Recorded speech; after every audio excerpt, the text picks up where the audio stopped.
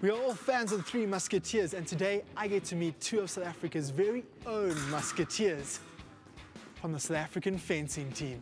Pavel Teichler is one of South Africa's top junior épée athletes. His mother competed in the Olympics and his father is a world-class coach, now imparting his knowledge to his son. I've been fencing for 9 years. I started when I was 6. I've been fencing at the Teichler Fencing School Fencing Club here in Randburg, and I'm very grateful to have my dad as my coach here. My last tournament that I was at was the Gaborone African Youth Games, which I was able to achieve a 2nd place in the junior men's épée division. Fencing utilizes 3 different weapons: the foil, saber and épée. Juliana Barrett and Pavel are masters of the épée.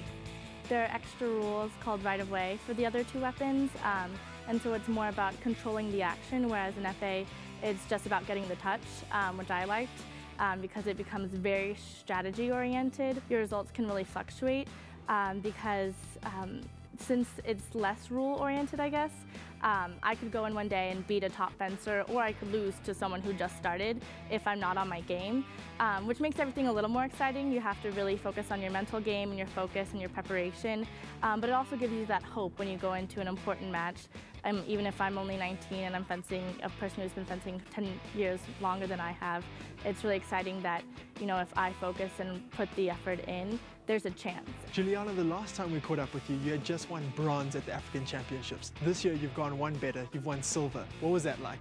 I was a little nervous going into the tournament because the African Championships on their own are just a really important tournament as a South African because we have a really good chance to do well. But since I had done so well at the last one, getting bronze, I wanted to improve upon that, or at least do just as well. And so I kind of put a lot of pressure on myself.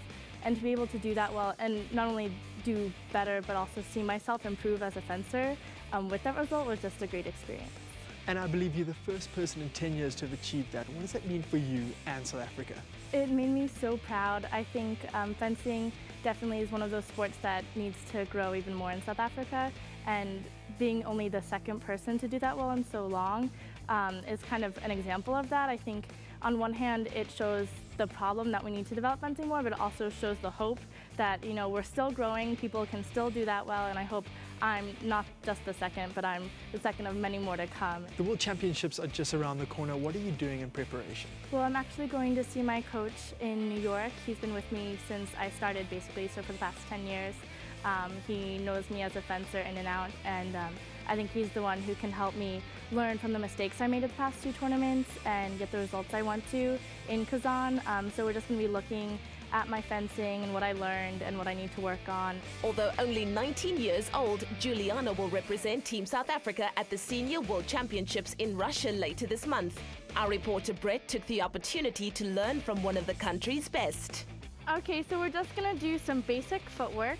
Luckily you're a lefty too, so you're gonna get into an L kind of formation, like that. Good. Shoulder distance and bend your knees.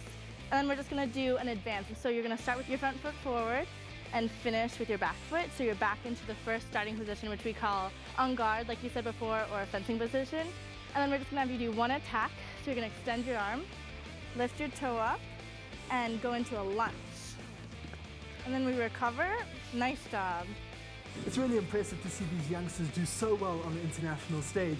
If the Three Musketeers were around, I think I'd be the 4th. Ready? En garde!